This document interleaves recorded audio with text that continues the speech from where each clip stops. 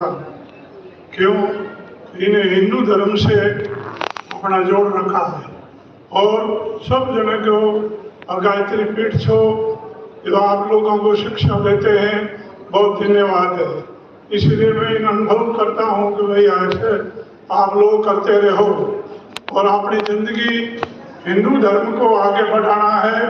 किसी तरह से आप हिंदू के समर्थ में रहो और हिंदू धर्म में अपना जीवन आ रहे हैं। देखो आजकल आप देखते हैं अखबार में जगह जगह संप्रदाय बढ़ती जा रही है और ये जो लोग हैं कई ईसाई लोग बनते जा रहे हैं। क्यों बढ़ रहे हैं? हमारी कमजोरी है हिंदुओं की, इसलिए बन रहे सही बनने में जरूरत क्या है? अरे अपना हिंदू धर्म तो निभाओ। आप लोग हिंदू धर्म से निभाना चाहिए, हिंदू धर्म में अपना जीवन सत्य करना चाहिए। गायत्री महापुरुषों की संता की शरण ले करके एडे महापुरुष की शरण आप लोग ले हैं तो अपना जीवन उद्धार करना चाहिए कि हमारा जीवन क्या है, कि हमारा जीवन ये है परमात्मा के भजन करने का, ध्यान करने का, गायत्री जप करने का, ये करने का। तो ये कुछ करेगा, ये होना बंद हो जाएगा।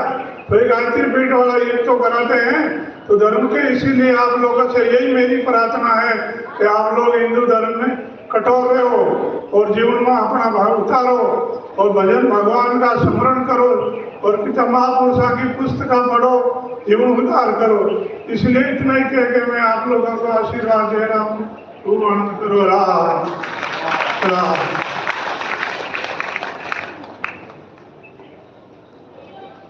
हेमदास जी महाराज का आशीर्वचन संत वाणी हम सबको सुनने को मिली। मैं अब हमारी इस यात्रा के जो संयोजक हैं श्रीमान घनश्याम जी पालीवाल, हमारा यात्रा का विगत 10 वर्षों का प्रतिवेदन उद्देश्य कार्यक्रम के लिए मैं निवेदन करता हूं कि आप पधारें और आप थोड़ा सा शांति से विराजें। बिल्कुल 9 सवा 9 बजे हम आपको यहाँ से बिल्कुल प्रस्थान आपका ये यात्रा शुरू हो जाएगी। ज़्यादा समय नहीं लेंगे। हमारे जितने भी जो माननीय अतिथि हैं वो बिल्कुल थोड़ा सा आपको आशीर्वाद देंगे और नियत समय पर ये यात्रा हमारी प्रारंभ हो जाएगी। मैं पालीवाल साहब से निवेदन करता हूँ कि संक्षिप्त में आप अपना ये जो कार्यक्रम है उसकी रूपरेखा सबके सम्मुख प्रस्तुत करने की कृपा करें।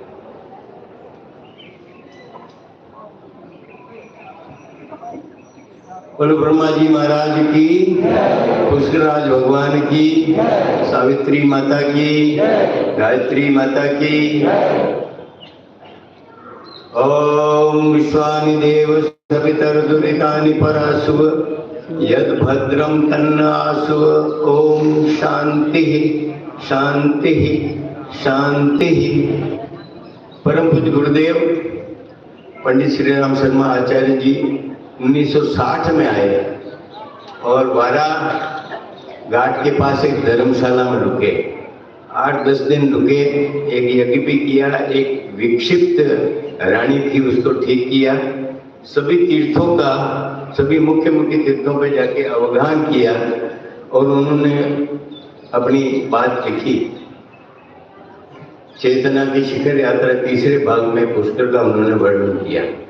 5 दिन 1980 में सबसे पहले इस पुष्कर के शक्तिपीठ का स्थापना उन्होंने की। फरवरी 1979 को उनको माताजी ने संकेत दिया तो फिर सोए नहीं, उठ के उन्होंने कहा कि आद्य शंकराचार्य जी ने 4 धाम बनाए थे इस भारतीय संस्कृति को एक करने के लिए, इस सनातन संस्कृति को ठीक वो करने के लिए। क्योंकि निष्कलंक चेतना का अवतार हो चुका है, गायत्री 24 शक्तियों की अधिष्ठात्री है, इसलिए आप इस देश में 24 स्थानों पर गायत्री धाम बनाए। तो उन्होंने फिर सोए नहीं, उन्होंने घोषणा की 1979 फरवरी में बसंत पंचमी आई थी, उसमें पुष्कर नाम लिया। देश के ऐसे स्थानों पर धाम बनने की बात हुई थी। तो और बाद में 5 दिन यहाँ रहे। दूसरी जी की प्रतिष्ठा में वो 1-1 घंटे 2-2 घंटे एक दिन रहते थे, लेकिन यहाँ की प्रतिष्ठा में 5 दिन यहीं रहे, एक ही कमरे में बैठे, जिस कमरे को हम साधना स्थली आज भी तरंगों के रूप में महसूस करते हैं। सिद्ध पीठ हो गया है। मैं ये निवेदन कर रहा हूँ, ज्यादा समय नहीं लेते हुए, ये एकादश यात्रा है। 10 वर्ष हमको हो गए केवल एक उद्देश्य के तीर्थ की जो सुप्त और विलुप्त हो गए हैं उन तीर्थों को जागरण करना। हमारे 2 तरह के कार्यक्रम होते हैं वर्ष में एक बार। अब के जो संख्या है 1000 से ऊपर निकल गई है सर। इसमें 60 तो वो टोलियां हैं जो प्रत्येक गांव में 5 जगह 10 जगह 20 जगह हर मंदिर में यज्ञ करेगी। 1000 जगह गायत्री यज्ञ होंगे 5 दिनों में, पुरुषोत्तम महीने में। 2-3 टोलियां ऐसी है जो केवल शिवाभिषेक करेगी। वो शिवाभिषेक 108 कम से कम न्यूनतम 108 जगह बड़े बड़े स्थानों पर शिवाभिषेक के लिए टोले निकलेगी। ये हमारी 3 स्तरीय यात्रा, त्रिस्तरीय यात्रा। एक है 24 कोसी पद यात्रा, इसमें गाते बजाते जप करते और हर तीर्थ स्थल पर बैठ के जप करना, दीप यज्ञ करना और तर्पण मार्जन करना अगर सरोवर है तो। ये 24 कोस की परिक्रमा है और इसमें 500 से अधिक पदयात्री चल रहे हैं, पद यात्रा। और उसके बाद दूसरी यात्रा जिसमें ब्रह्मा जी गायत्री माता को लेकर समस्त देव शक्तियों को लेकर के हरिद्वार से हमने पूरे भूमंडल के तीर्थों का जल मंगाया, सभी समुद्रों का जल मंगाया, सभी जगह से जलरज शांतिकुंज से आया है और यहाँ के समस्त मंदिरों समस्त तीर्थों से जल लेकर के इस गढ़ में रखा है। ये गढ़ घूमेगा और 84 कोस में ब्रह्मा जी भ्रमण करेंगे। हर मंदिर से, हर तपस्थली से, हर जगह से जलवास किया जाएगा और वापस आकर के 16 तारीख को महाअभिषेक उन तीर्थों के जल से सरोवर का होगा और उसके साथ अन्य हो गई यात्रा पूरी होगी। 3 स्तरीय यात्रा में ब्रह्मा जी का भ्रमण, ब्रह्मा जी के साथ कुछ वाहन रहेंगे और ये पूरे 84 कोस में पधारेंगे और वापस आएंगे। दूसरी हमारी 60 टोलियां हैं, गांव गांव जाएगी और यज्ञ करेगी। तीसरा बस ये 3 स्तरीय हमारी गायत्री त्रिपिता की यात्रा है जो हर साल चलती है। हमारा उद्देश्य क्या है? उद्देश्य ये है कि जो तीर्थ लुप्त हो गए उनको जागृत करना, उनमें आध्यात्मिक विकास करना, उनमें जप करना, तप करना, दीप करना, यज्ञ करना।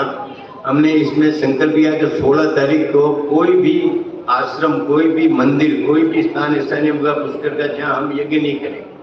तो ब्रह्मा जी के मंदिर से लेके हर आश्रम पे हम गायत्री यज्ञ कर रहे हैं।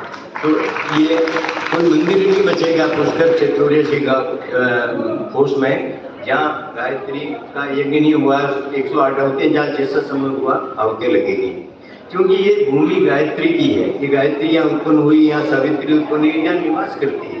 ब्रह्मा जी ने प्रथम यज्ञ किया, नहीं तो भारत भूमि को यज्ञ भूमि कहा गया, लेकिन मूल यज्ञ भूमि, ये मूल यज्ञ भूमि जहाँ प्रथम यज्ञ भगवान ब्रह्मा जी ने किया। तो यज्ञ भूमि में यज्ञ करना और गायत्री में गायत्री जप करना अनंत गुना फल देती है। हजारों अनंत गुना, अनंत का होएंगे। पुरुषोत्तम और आ गया। हमारा जो उद्देश्य है तो काफी कुछ काम तो हुआ है, लेकिन हमने ये विचार किया है कि सरकारें आती है, करती है, घोषणा करते हैं, कुछ काम भी होते हैं लेकिन वो दे जाते हैं। हमने इतनी फाइलें बना रखी है हर साल की।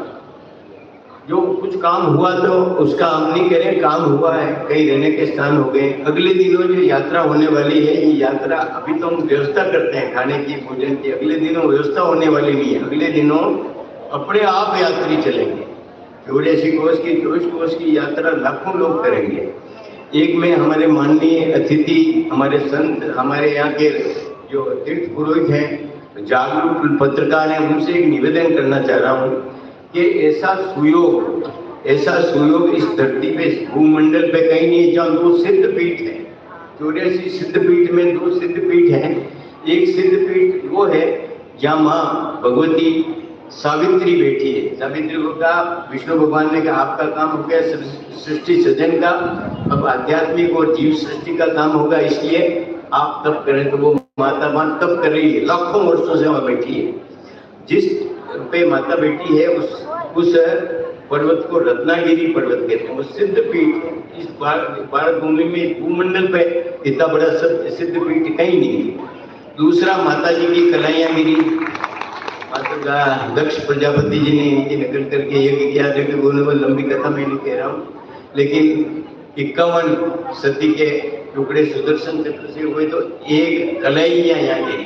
कलैया इस पुरोहिता पर्वत पर गिरी, लाखों वर्ष पहले यहाँ गिरी और वहाँ स्थान बना हुआ। अब माता थोड़ा पिंडी रूप में नीचे आई है। वो भी सिद्धपीठ है, 15वां सिद्धपीठ। दोनों सिद्धपीठ एक जगह मिले हुए, थोड़ी सी बीच में सड़क है। केवल रामचंद्र जी भगवान कामतागिरी पर्वत पर 12 वर्ष रहे, 12 वर्ष माता सीता साथ रहे, तो वो सिद्धपीठ हो गया। आज 24 घंटे कामतगिरी की परिक्रमा चलती, 24 घंटे ऐसी व्यवस्था, लाखों लोग चलते हैं। अगले दिनों अगर सरकार ने, मैं तो कहता हूँ ये तीर्थ स्वयं जगेंगे। अगले दिनों 24 घंटे ये परिक्रमा चलेगी, केवल 5 कोस की परिक्रमा, कुछ नहीं करना, ज्यादा कुछ करना ही नहीं है। 5 कोस का केवल, और वन विभाग भी आना नहीं आता, वन विभाग के पार करनी है, कोई कोई अनुमति लेनी, कुछ नहीं, केवल कुछ सुविधाएं कर देनी है। ये जागृति यहाँ से होनी चाहिए। 24 घंटे वो चलेगी उस भूमंडल से, इससे बड़ी परिक्रमा कोई नहीं हो। 2 सिद्धपीठ, दोनों शक्तियों की परिक्रमा ये अनवरत चलती रहेगी।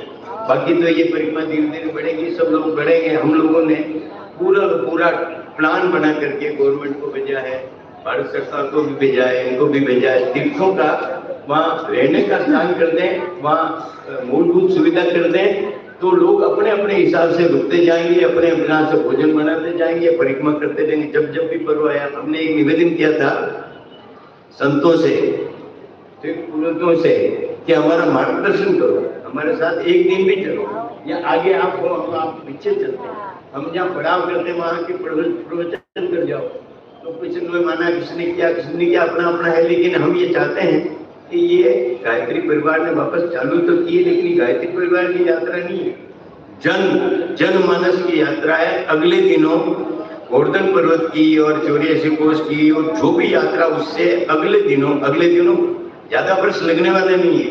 और जब लोग ये करेंगे, और अगर ये करे दिया, दोनों सिद्ध पीठों की परिक्रमा करा दी, तो 24 घंटे ये चलेगी। मैं प्रार्थना करता हूँ यहाँ के जागरूक लोगों से, यहाँ के तीर्थ पुरोहितों से, यहाँ के संतों से, यहाँ के माननीय अधिकारियों से और हमारे जन नायकों से कि वो इस ओर प्रयास करने की कृपा करें।